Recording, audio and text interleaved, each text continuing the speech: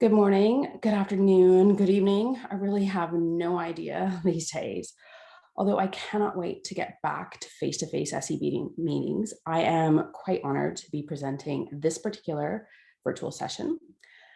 Today, I'll be discussing one of my passion projects that has allowed me over the nearly 10 years I've been in Australia now and literally at the doorstep of the Great Barrier Reef to combine my keen interest in the physiological mechanisms underpinning performance in fish, understanding extreme performers and interpreting how that foundation building science has implications toward conservation and management. That said, the title of my talk, Physiological Pressures Associated with Early Development in Coral Reef Fishes and Future Ocean Conditions, actually encompasses a lot of hard work and dedication from a former master's student, Tish Prescott, who is now undertaking a PhD in New Zealand, a newly finished PhD student, Adam Downey, who is just about to do a short postdoc in Craig Franklin's lab, and Bjorn Illing, who has been a postdoc with me for about 3.5 years and just about to head home to Germany to start a new position. When I started my dream job here at James Cook University in August of 2011, I had this vision and idea of the Great Barrier Reef. It's arguably the best managed, best protected, and it certainly is the largest continuous coral reef on the planet. The 2,300 kilometer long Italy-sized reef that hugs the east coast of Australia is visible from space, and it hosts 1,625 species of fishes. JCU, where I'm located, is really a perfect place for research. Now, at that time, I hadn't thought about, and the reef hadn't yet experienced what it did in 2016 and 2017, and again in 2020, when it bleached 3 times in that 5-year period of time, which resulted in mass coral mortality, spanning nearly 2/3 of the marine park. I literally watched it happen while I was in the field in 2016. And if you've been following the updates lately, Australia's inaction on climate change has resulted in UNESCO considering listing the World Heritage Site as in danger. The recommendation states that accelerated action at all possible levels is required to address the threat from climate change in accordance with the Paris Agreement. Now, although I'd been studying how fish respond to stress for my entire career, these moments have reiterated that even the best protected marine parks are not immune to climate change.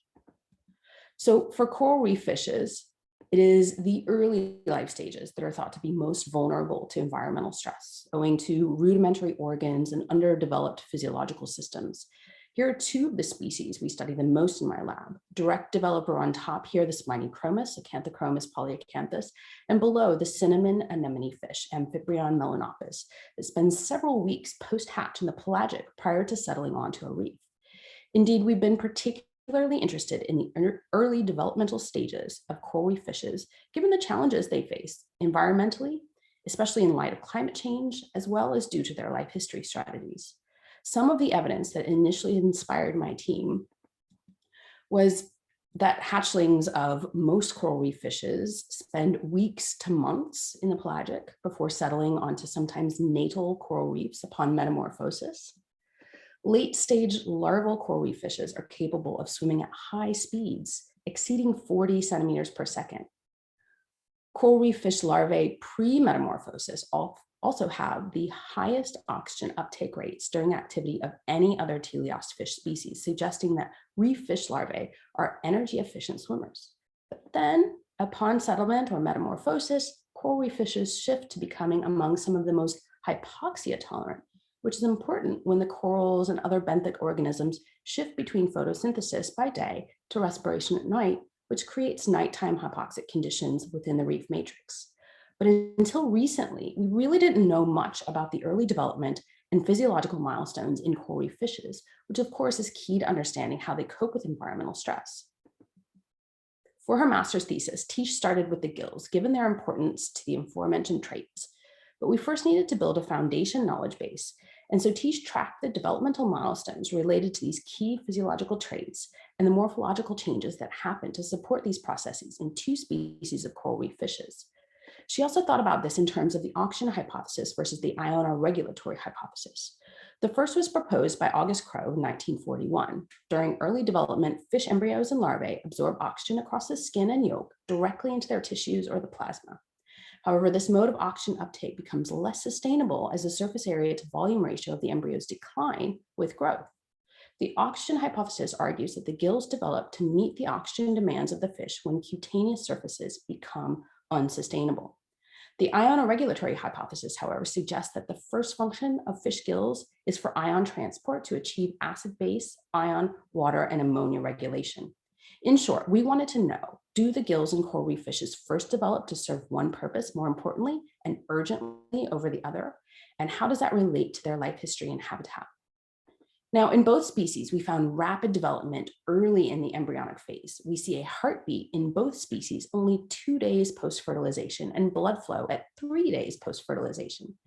Gill structures, such as the arches, appear at 4 days post-fertilization, and we see here in these micrograph sections of the spiny chromis. For reference, this is the eye. And then after the arches, the filaments appear a day later, where lamellae are well and fully present by 7 and definitely 9 days post-fertilization, which coincides with a peak in oxygen uptake rates of the developing embryos and would be at least a day before hatch.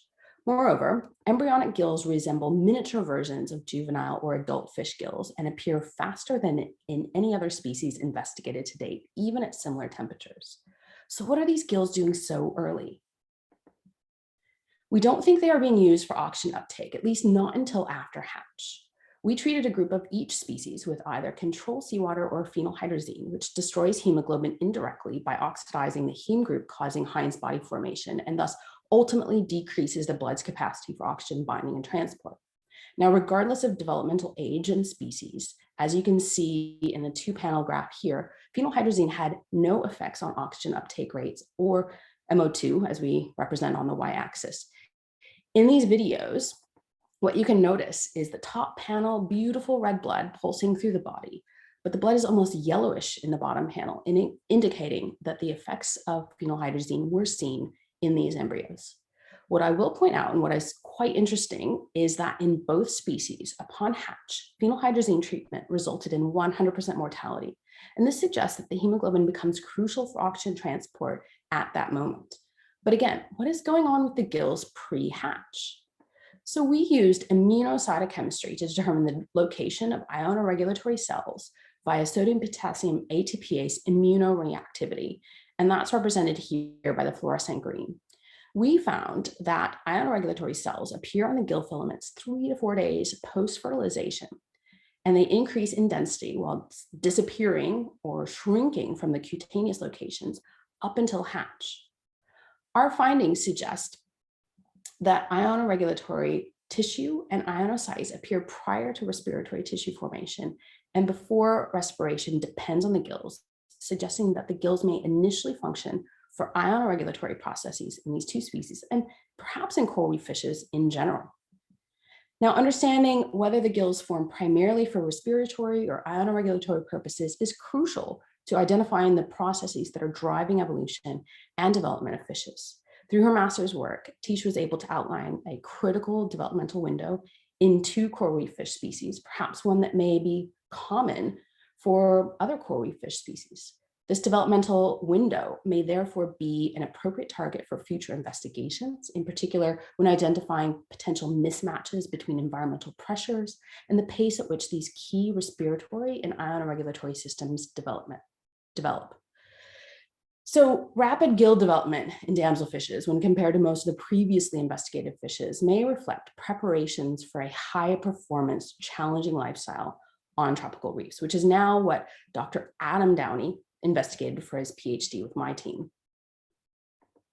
Now, Adam was particularly interested in athletic performance. And as you can see here, we're comparing a lot of different athletes from Usain Bolt to the cheetah, and then going into the water with Michael Phelps as the fastest human in the water, the sailfish, arguably the fastest fish in the sea, but larval reef fish is quite comparative to the sailfish at greater than 20 body lengths per second.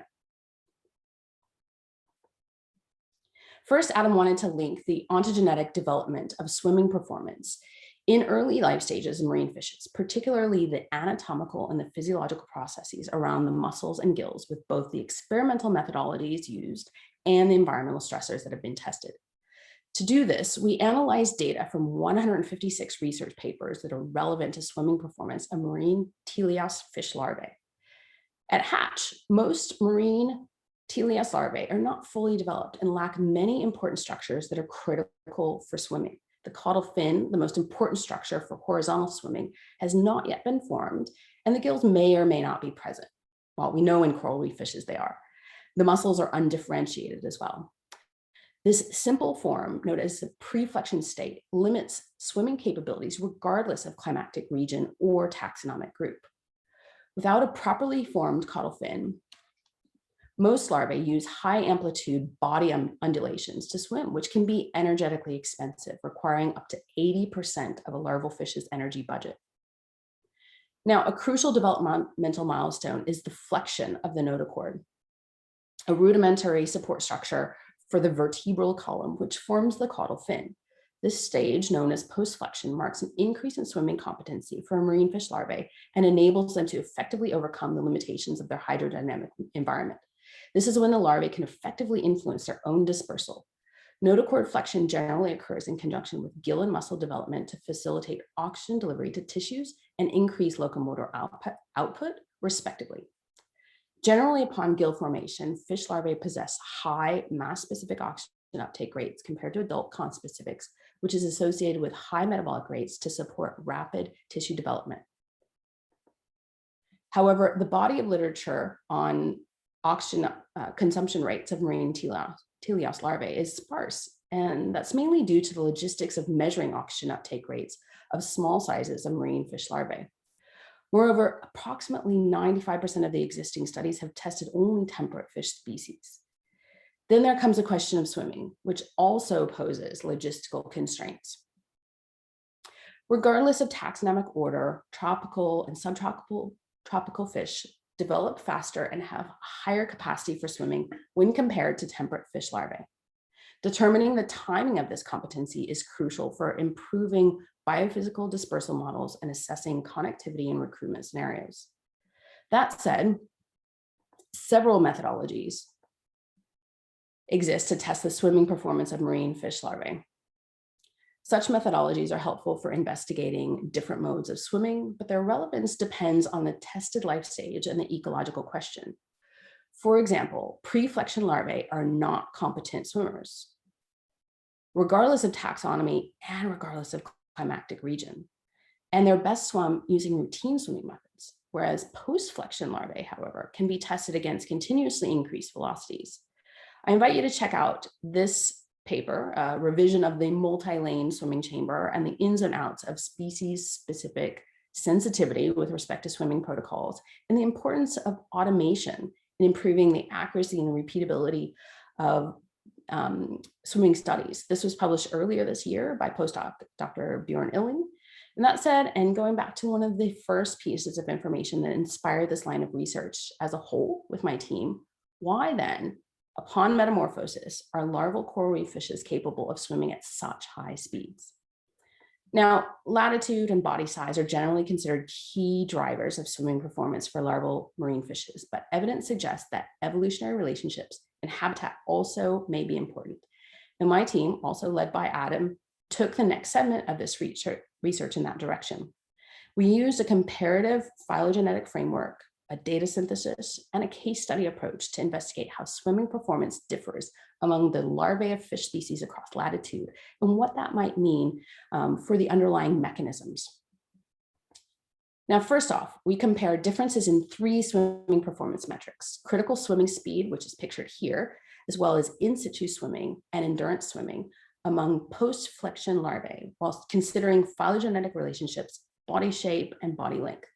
We think that tropical and temperate reef fishes have a higher swimming capacity due to their larger, more robust body sizes, which I'm going to get to in a few moments.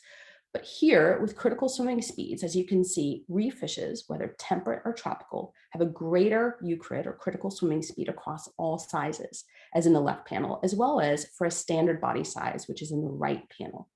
But overall, tropical species may swim to a greater capacity than temperate species. In situ swimming speeds represent preferred swimming speeds of larvae under natural conditions and are measured by a scuba diving team observing the larvae in the ocean, as you can see here. The tropical fish larvae swam significantly faster than the other groups. Finally, for endurance swimming, a similar trend is represented across fish larvae. Overall, we think that reef fishes may swim to high capacities and grow larger than non-reef fish larvae due to the pressures that they have to find a specific habitat on a reef on which to settle. As mentioned earlier, the body size and muscle and fin development achieved in reef fishes, and perhaps especially tropical reef fishes at a similar stage in development, may underpin these greater swimming capacities. For example, larval reef fishes exhibited more robust body shapes, which could potentially accommodate greater muscle area, which was evident in larvae across all sizes, or even for a standard body size, as well as greater fin area, which was also evident in larvae across all sizes and at a standard body size. In all of these size metrics, tropical reef fishes came out on top. This may suggest that the physiological and the morphological requirements of finding and selecting a patchy habitat, coral or rocky reefs, with different hydrodynamic conditions such as strong nearshore currents, especially near the surface, on which to settle and transition to older life history stages, as opposed to living strictly in the pelagic realm or selecting other benthic habitats, may have underpinned selection for larger body sizes, robust body morphologies, to produce higher performance among larval reef fishes. It is important to note, however, that although the tropical reef fishes in general came out on top, latitude is conflated with phylogeny, as percomorph species dominate warmer waters and species of other non-percomorpha orders like the herrings and the cods dominate cooler waters. So it would be of interest to investigate more species from orders or families with wide latitudinal ranges. As you can imagine, we've been taking these ideas much further and investigating the relationship between some of these metrics. And here is a bit of a sneak peek. We found that in larvae of the spiny chromis, aerobic scope increases post-hatch, but then decreases right at 2 days post-hatch. All the while, critical swimming speeds are increasing. With the significant milestone being 2 days post-hatch, basic maintenance costs also decrease, and the cost of transport also decreases. And so swimming becomes much more efficient. Now, what is really cool is that this also corresponds with a significant increase in mitochondrial volume density, both in the pectoral fin and the trunk, which could underpin the elite swimming capacity of these fishes once they are moving toward settling onto a reef and metamorphosis. We are working on linking hormonal control with this increase in mitochondria as well, so watch this space. So this has been a prominent component of my research program over the past nearly 10 years, and led by some of these faces here as either postdocs or students, where we've been investigating the basics regarding developmental milestones, applying this information to understand stress, natural or anthropogenic, during certain developmental windows, such as pre versus post-hatch and various flexion stages, and the influence of multiple stressors, including warming, ocean acidification, hypoxia, turbidity, and noise. And using this information to understand the implications toward ecosystem connectivity using modeling and various other tools.